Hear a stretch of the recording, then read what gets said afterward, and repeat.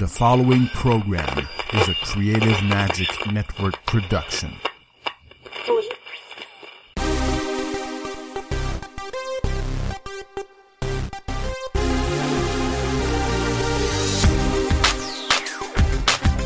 Alrighty, hello everybody, welcome.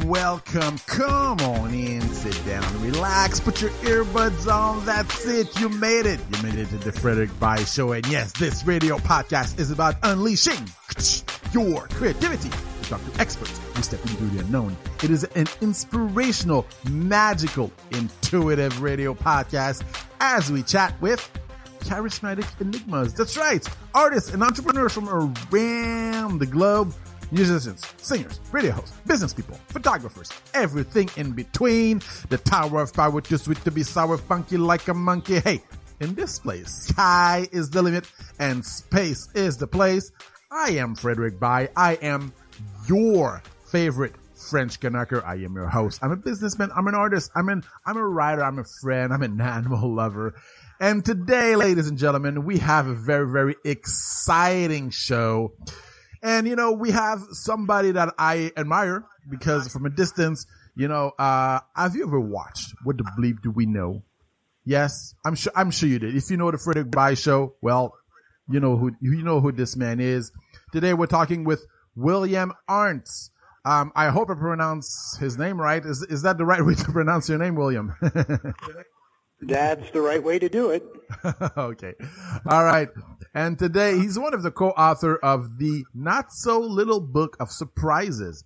And that's an awesome little book. Every single person out there, if you're looking to get a little bit of a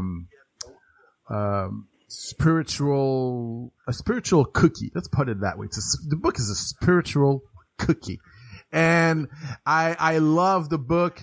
And if you're looking for inspiration, wonderful photographs, you gotta get it. You can find William, by the way, and the book at www.bookofsurprises.com. So welcome to the show, William. Well, thank you. Happy to be here. We're happy to have you here also.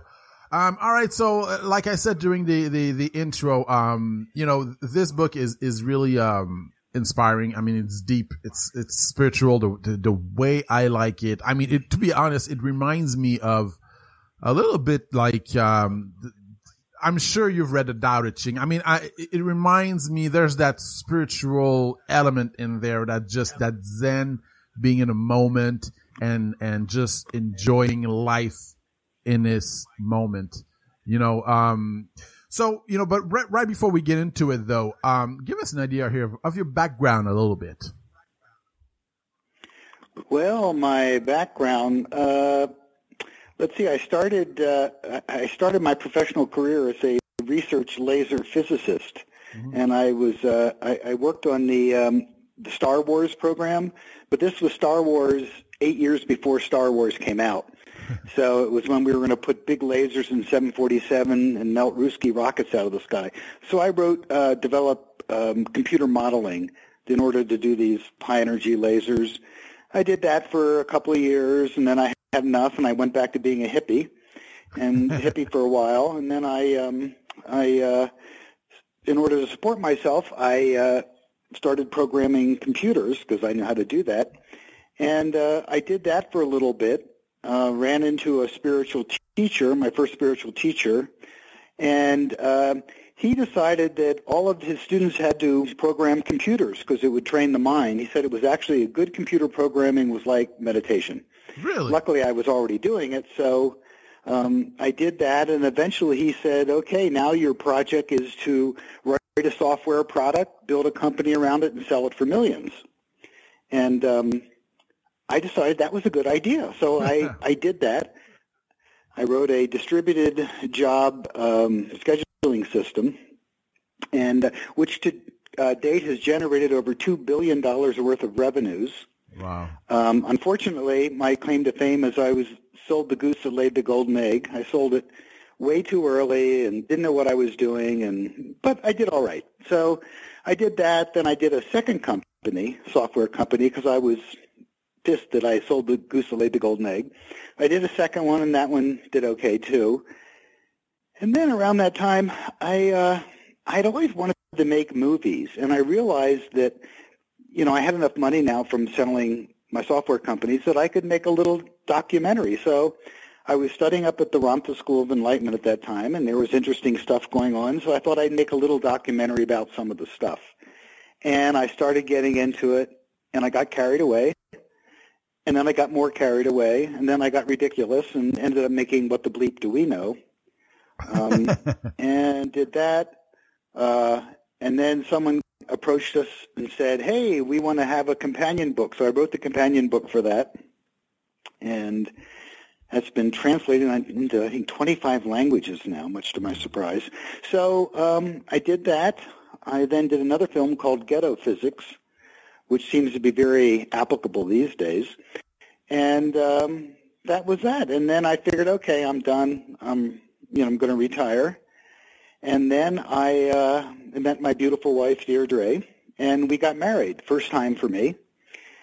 And we got married, and she informed me I was no longer going to be retired. And I laughed and said, yeah, I am. And then about, 6 months ago, someone called me up and said, hey, I know Deirdre really wants to write a book, and, she keeps getting stuck, and I think you could just put together a book of poems and sayings of hers and associate pictures with it and just do it real quick and get it out there. And that became the not-so-little book of surprises, which I basically put together in 3 months. And that's it. So wow. That's my background. Yeah. Were you during the time you were a hippie and you were an entrepreneur and you were it was years before you did your documentary and you did this book. Were you spiritually inclined even back then? Yeah, I really actually my spirituality started in college, because in college, first off, I was not spiritual at all. I, like a lot of kids, was very turned off by organized religion, the fact that, a lot of people were going to rot forever in hell. And, so I just turned off to all religion. I'm like, no, this is just, yeah. But I got into physics, and I was always interested in what is time? What is really time? And I thought if I, dove deep enough into relativity and whatnot, I would figure it out. And then when I finally hit bottom, I realized, no, they don't know what time is. They describe it. They can put equations on it, but what is it? And then I started reading metaphysics, where they talk about parallel dimensions and time being different in different spheres, and sometimes time going backwards, and then the mystics are talking about time being omnipresent, so really time doesn't. So I was really fascinated. I started reading all this sort of metaphysics, like Rudolf Steiner and those folks, and the Theosophists, and I would kind of read all the technical stuff about time, and then they would get to the more spiritual stuff, and I'm like, I don't care about that, meditating, who cares? And I would page through it. But after about 5 years of paging through it, I started thinking, well, maybe there's something interesting. And so in my early 30s, having started to read this stuff, I ran into my first teacher, and that was, 35 years ago. And so really from then on, I've been on the path. Mm. You mentioned your first spiritual teacher. What impact did it have on your life? Okay, he taught you that program is like meditation, but I mean, what lesson that really, they taught you basically? Well, it was a very eclectic program, and he only had 200 students, so it wasn't a big deal. And he was forever moving us all around the country, so learned to be fluid. But really, what he talked a lot about the occult, or the unseen energies. And a lot of what he taught us was how these unseen energies impinge upon our lives, and how they really affect us, and how, for instance, you may not be aware of something that's really affecting you. And like, he said that once people, if they find out, this was back in the 80s, if people found out you were meditating, they would think you're a wacko. So he said, unfortunately, it's better if you don't tell people that, because then you are going to get all this negative energy thrown at you for it.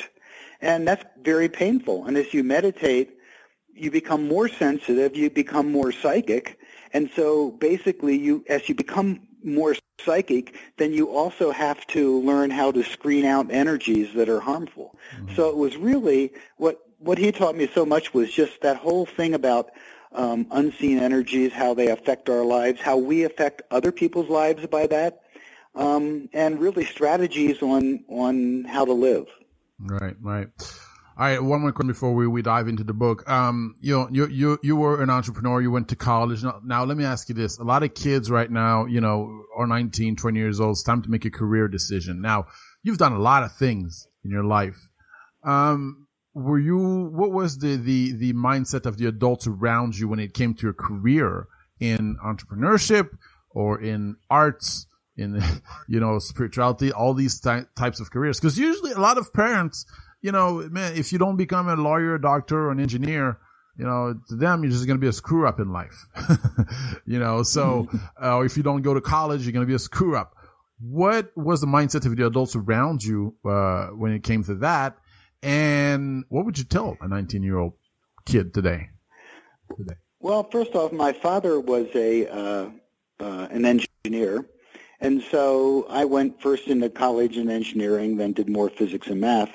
So in the early phase, it was like, oh, okay, that's a good solid career and whatnot. And even back then I was interested in films, but that was iffy, and I really enjoyed the math and physics and was good at it. So I did that. I got the first job out of college.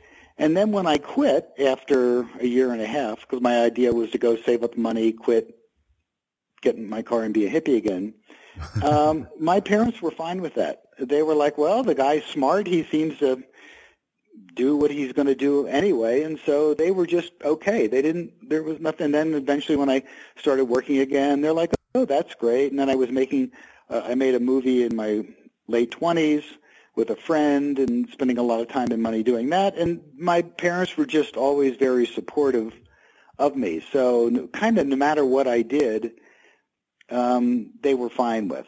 So I never really had to have that fight of parents not, liking what you did.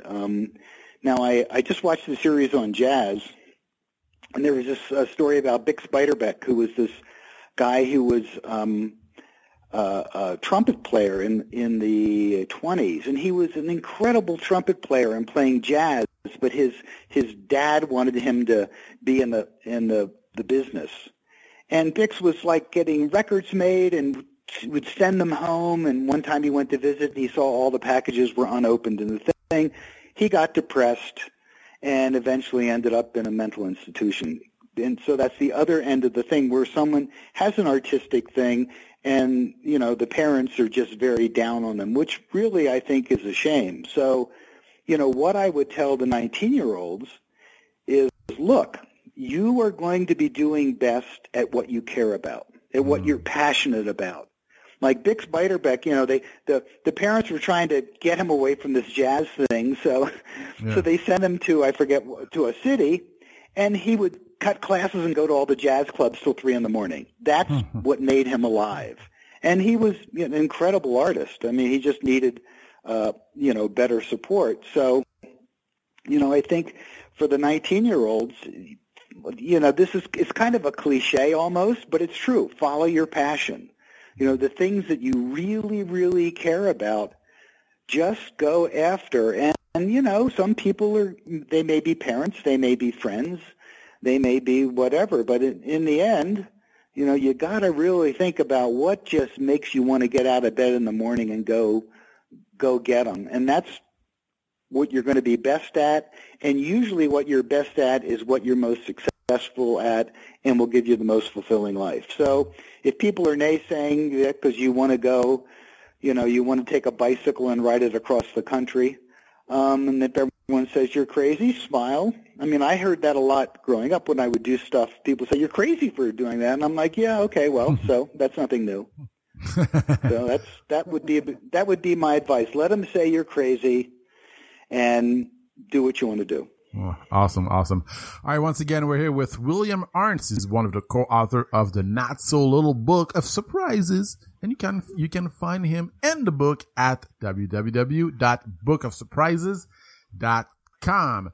And by the way, guys, right before continuing this conversation, if you have a passion, something that fuels your curiosity, well, on top of getting fascinating interviews such as this one straight to your inbox, when you subscribe to our free Creative Magic community, you will get super cool exclusive gifts in return, such as the ebook Happiness Quotes by the Ambassador of Happiness herself, Maura Sweeney, one of our hosts, and an exclusive conversation with two of my favorite people, Alex Okoroji and the blind blogger Max Ivy, as we talk about the influence of friends and college education in our lives, the competitiveness in a crowded field, the importance of business and financial education and arts and entrepreneurship, and more.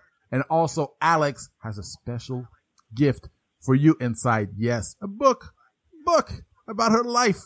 I promise you will get inspired and entertained.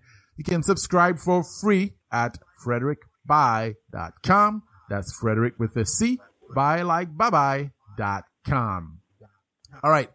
Talk to us about the creation of the not so little book of surprises. How did it come about? I mean, you touched on it a little bit earlier.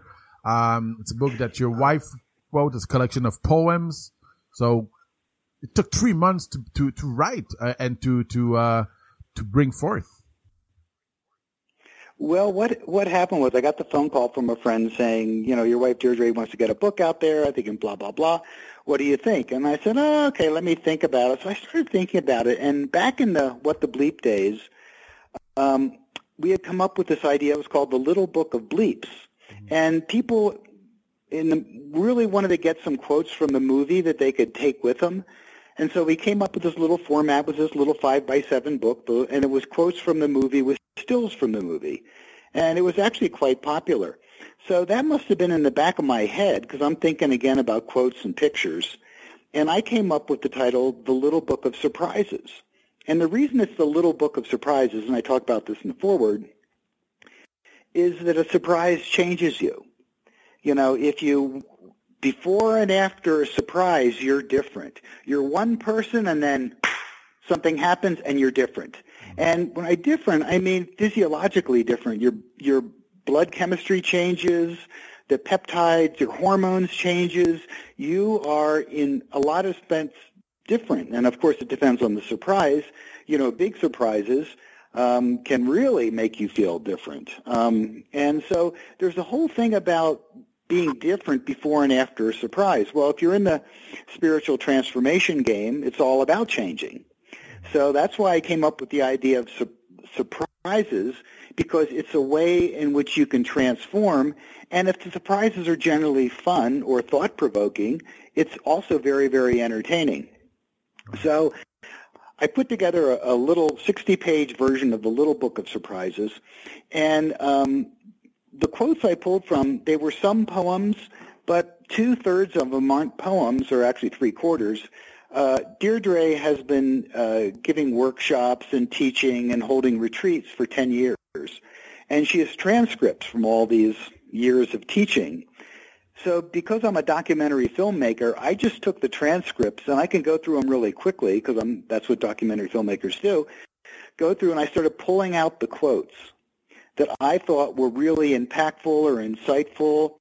I also picked the ones that were kind of funny and edgy because that's my sense of humor.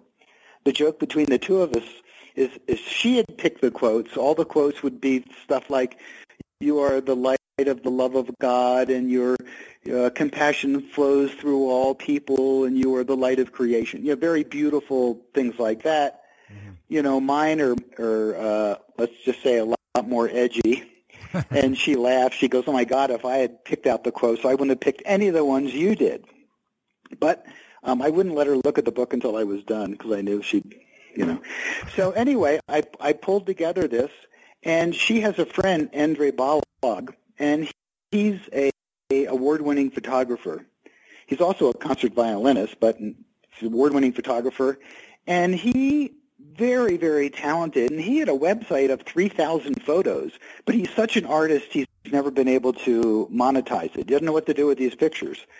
So Deirdre said, well, maybe we could use some of Endre's pictures. Well, I started diving into the archive. I'm like, oh, we're going to use all of his pictures because they're amazing. So I was about ready to do print this little 60-page, 5x7, the little book of surprises, but his photos are so striking. I said, I want to see what this looks like in a bigger format so I can really see the pictures. And that's why it's called the Not So Little Book of Surprises. Yeah. I printed a 9x11 version. We got that back from the printer, and everyone looked at the 9/11 book and said, oh, goodbye, little book. No one's going to want that. It's the big book, or the not-so-little book. So showed it to a publisher who's a friend of ours, and he was like, oh, my God, I just want to print the 60-page version. I said, nah, I don't think so, because then it was just a bunch of little quips, and I knew that if I did a bigger version, it would end up being 136 pages, that way I could do it. It's like in a documentary, you go into themes and you come out of themes, and I was able to structure her quotes so that you'll go into sections, like there may be 6 or 8 quotes in a row on the ego and what the ego structure is. And then there may be another little section where it's talking about the soul and how the soul has trouble figuring out this world because it's much different than the world that the soul comes. So I textured it like that and basically found the photos from Endre, had him take a couple and do some other designing. One thing that was spooky was there are some photos that are so perfect for the quote that Endre took 4 years ago. Wow. I said, Endre, why? This is so perfect. Why did you take this picture? He goes, oh, I don't know. I just thought it was a good idea to take it. So I told him, I said, well, Endre, I think it proves that you're a time traveler. And that, see, I'm into time. You're a time traveler, and you knew we were going to need this picture, so you just did it 4 years before we needed it. So he kind of laughed and rolled his eyes and whatever. So that's really that's how the book came together. Yeah. You know, the images in the book are striking, as you said. I mean, they're amazing. In the book, it's written that the images in the book are part eye candy and part soul candy. What do you mean? Wow. Where did you get that expression? Is that in some marketing material? Yeah. Well, you know, it's written in your, it's written in your, what you guys sent me. Oh, okay. Yeah, that's a great description. Part eye candy and part soul candy. I mean, part of it is like, it's just, and one thing I really, really, really want to stress is a lot of quote-unquote spiritual books, I mean, they're real snoozers. I mean, there's great information, but it's so dry. And if you'll remember from What the Bleep, there was a lot of funny parts of that in that movie, and that's just my style. It just gets so heavy. So this book, it's part of the eye candy side of it is it's amusing. I mean, I've had people going through it, and they hit some of these pages, and they just have belly laughs because it's just funny, the stuff that's in there. So it's really a book to enjoy. And in fact, what a lot of people do is they just they first get it, and they open a page, and they read a couple pages, and they shut it and walk away. And then they come back later, open it. This happens for about 3 weeks. And then at one point, they just open it and read it from cover to cover. Mm-hmm. And it only takes an hour and a half. Yeah. And very easy to read. It's really kind of like it's easy to go through, but once you're familiar with some of it, it sinks deeper. And instead, it's almost like watching a movie. It takes about an hour and a half, and at the end, you go, oh, my God, I just went on a journey. I just went on a journey. So that's a surprise. Yeah, I usually don't read books with a lot of images in them, but this one was great. You know, it was okay, what is your relationship with nature? Because, obviously there's a lot of reference to nature in your book. And, what is your relationship with it? Is it something that's important to you to be in nature, to be surrounded by trees, or is it something that appeals to you? Well, let's just say right now I'm at my home in Colorado up at 8,300 feet. Mm-hmm. I can look for miles and miles. I don't see anything but trees. There's probably about 500 million trees that I can see from my windows right now. Wow. And for me, nature is really, really important. And it's like this house I have here, sometime a herd of elk comes through, and there'll be 100 elk in my front yard. And in fact, sometimes, I'll look after the elks have gone, and there's big nose prints on the windows. Well, they'll come up and they look in there, and I wave at them and this sort of thing. So, to me, nature is very important, and I talk to nature. I talk to nature all the time. I use English, but I just assume that the rest of nature does respond. Now, Deirdre, when she talks to nature, she actually hears them because she's really a mystic. She's a visionary. She's a seer. And so she will have conversations with animals. Wow. All the time. In fact, at one point, we also have a place out in California, and at one point I was walking up to my office, and I look over in the corner, and I'm like, oh, my God, there's a rattlesnake. So I sort of like slowly walk backwards and everything. I said, Deirdre, there was a rattlesnake up there. She goes, well, okay, let me go talk to it.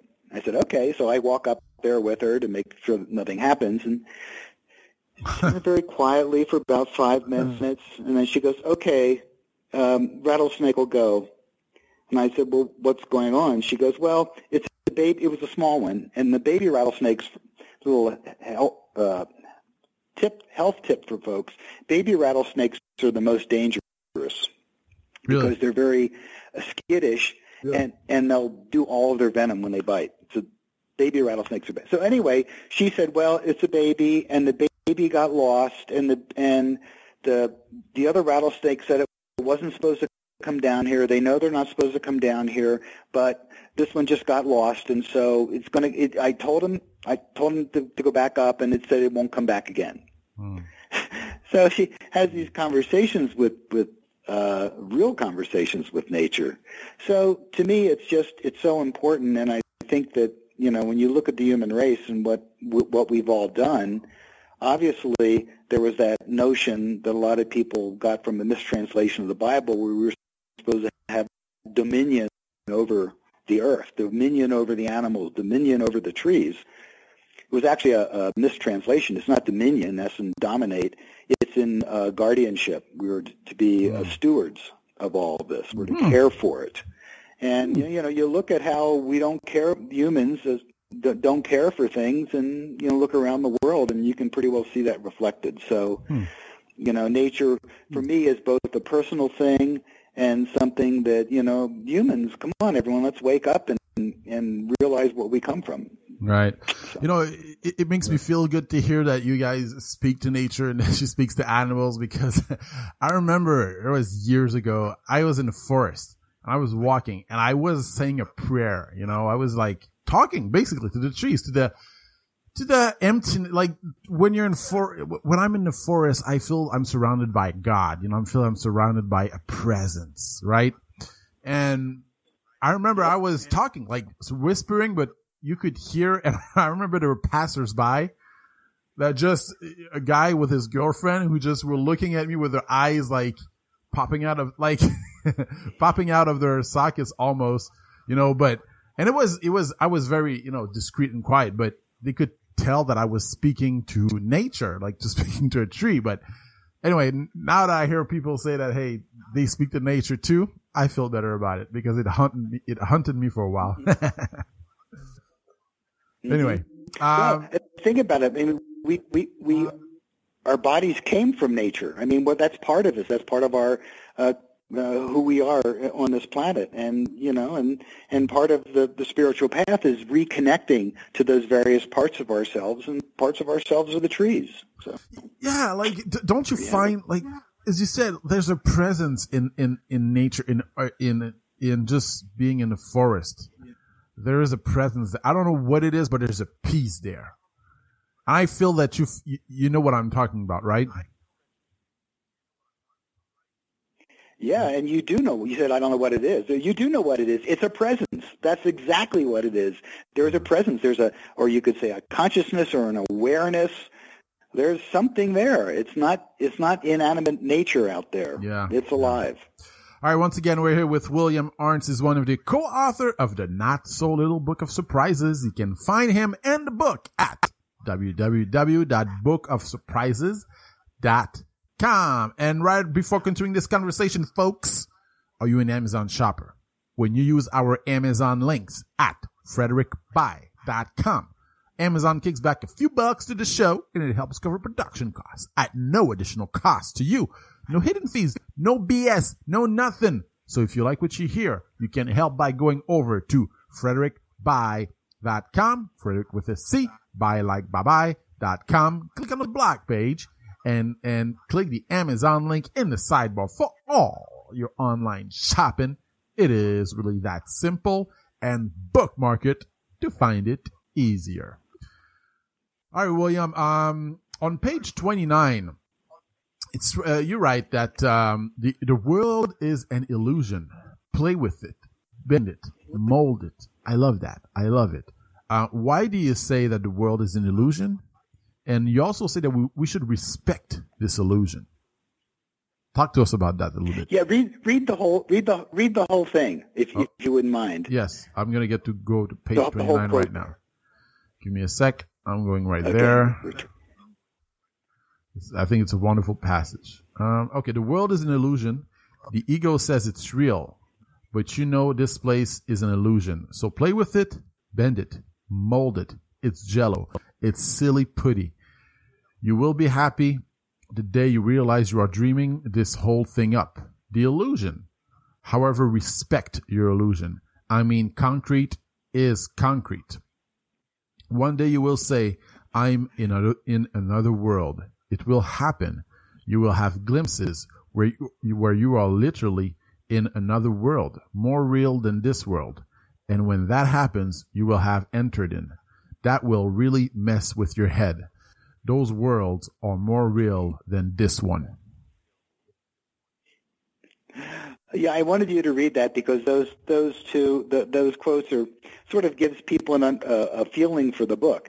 I mean, it starts off illusion, and we've all read that for those who've read a lot of spiritual stuff. This world's an illusion, and it goes on about that. It says, but remember, respect it. Concrete is concrete, right. And that's kind of the tone of the book. In the concrete, it's like, yeah, there's all this lofty stuff, but concrete is concrete. And then Deirdre goes on to say, yeah, and someday you're going to shut your eyes and the world's going to be more real than this world. That'll really mess with your head.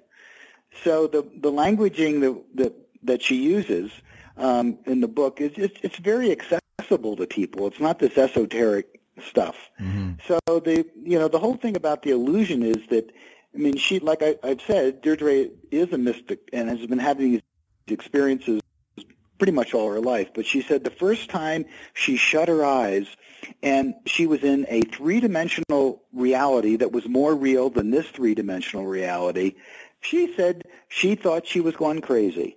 Mess with your head. Thought we were going crazy.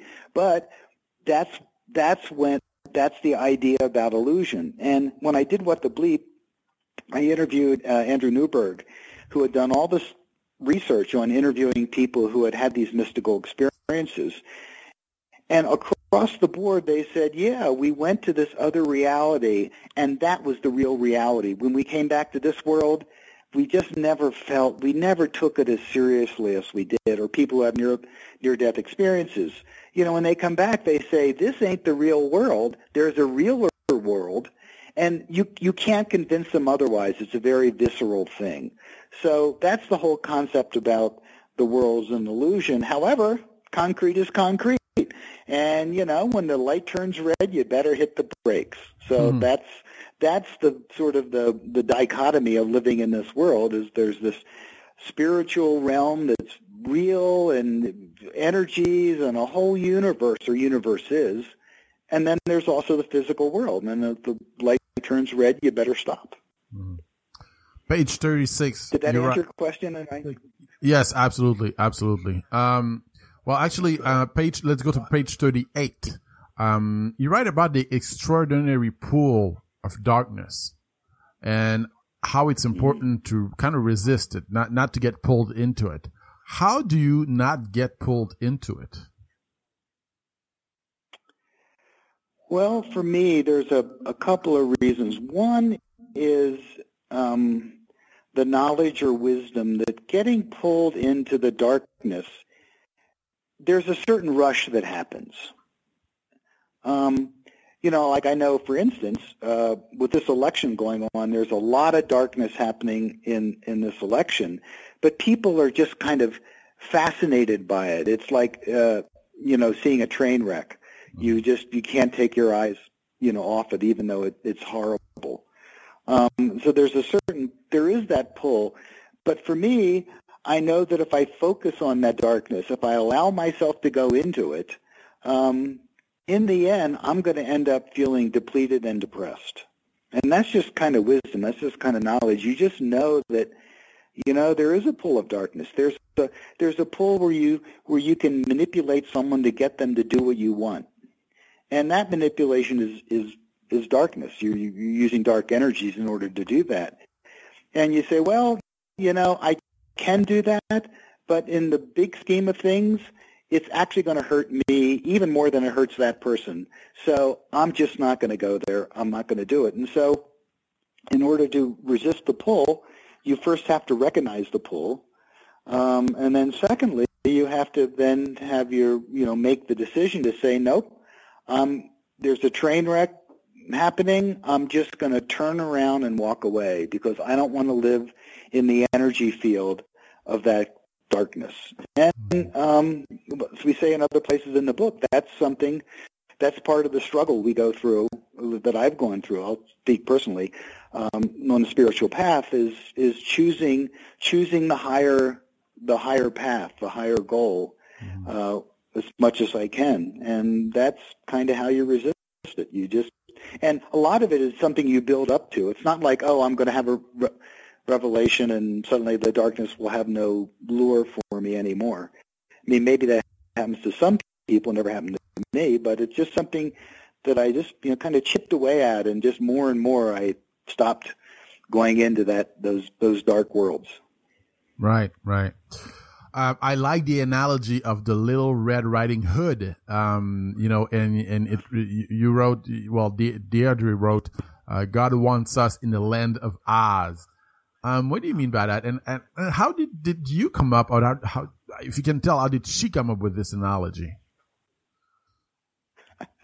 How she came up with this, boy, oh boy, that's the $24,000 question. I don't know how she comes up with this stuff. Part of it, she's a poet, and she's been writing all of her life, and so she has a very artistic, very really interesting mind that just comes up with this stuff, and she picks from images that are in the human unconscious. So when she says God wants you to be in Oz, and that's like the land of Oz we know from the Wizard of Oz, and it's an idealized sort of place where wonder happens and everything. So she just comes up with these analogies, and that's just being creative. I mean, that's why Yeah, but the reason why the reason why I brought that up is that it's so true. Where when you want to do something, it's like you always gotta go through that jungle to the place where there's the starting point, and then there's the jungle, and then there's the land of Oz. Would you agree? Yeah. Yep. It's crazy. Yep, that's the class. Isn't that the classic hero's journey? And it's just. You got to go. I mean, that's the classic. The hero ends up going down to Hades, going into the underworld, and they have their initiation, and they have to change in order to get through it. That's the hero's journey. Yeah. All right, page 36. Page 36. You write, it's time to lift the taboo of woo-woo. Do you think it's really possible? Yes, and the reason I think that is for a while I was thinking about doing Bleep 2, and I started interviewing some of the people I'd interviewed before and some other people, And I started realizing that, more and more they kept talking about the taboo among scientists, about how they would present a paper on some paranormal event or something, and the scientists in the room would roll their eyes, or if they would even let them talk. And then afterwards, the water fountain one would saddle up to the person giving the presentation and say, well, I really had some strange stuff happen once that I can't explain, and I was wondering if I could tell you about it. So there's this taboo in society of that you don't really talk about a lot of this mystical psychic stuff because people think it's woo-woo, think it's crazy. But I got to say, in the early 80s when I started the spiritual practice, like I said earlier, you never mentioned it to anyone. It's really different now. Meditation, that's for there's certain health insurance plans where you say, I meditate, and they'll pay for it. Yoga it was back in the early 80s. If you were doing yoga, that was really weird. And now every other strip mall has a yoga studio. So right. I think that taboo about the spiritual practice really is going away. And I think eventually the scientists, there's a lot of data that they've collected about things about prayer circles and how people seem to get better when they pray and they're on them. And there's just a lot of studies of stuff that basically right now the scientific world just will not look at. They're just no, we don't. We know it's crazy, so we're not going to look at it. Putting the cart before the horse. But I think it's slowly moving in that direction, and I think not only eventually it should, I think it has to, because part of the thing that I see in the world is everyone, you're stuck in this logical, rational mind where you don't go into the other worlds, and so you're cut off from that. And when you are more into those other worlds, you do feel what we're doing to other people on the planet, what we're doing to nature, to the animals, to all the things that are being extinct. And once people start taking that in, saying, no, it's not woo-woo, this is a reality and it's time for us to get there, I'm convinced that a lot of the problems we see in the world are going to go away. So I think the woo-woo that taboo has to go away. All right, one more question, and then we're going to wrap this up. What's the difference between ego consciousness and soul's consciousness? Between evil consciousness? No, ego consciousness. Oh, ego. Okay. Well, the ego consciousness is it's really the personality structure. So it's your personality. It's your thoughts. It's like I like apples. I don't like peaches. That's a very, very simple example. It's about the body, what you're like physically, what color your hair is. All those attributes of the ego and the mind sort of making decisions about go here, go there. Whereas the soul doesn't really deal in opposites. In the world of the ego, there's always, do I go here or do I go there? Do I like this or do I don't like this? Am I in love with this woman or am I not in love with this woman? So it's always plus and minus. It's the land of duality, you could say. Whereas the soul consciousness the soul comes from a realm where everything is much connected. Mm-hmm. And so that the idea of, for instance, the soul being eternal, the soul doesn't even have the concept of life and death. There's another plus and minus, life and death. The soul is just, it's always around. It's always here. So that's a whole different consciousness. And when you think about, if you really were more in the soul consciousness, you wouldn't be so fearful, because all fear is based on the threat of death or annihilation.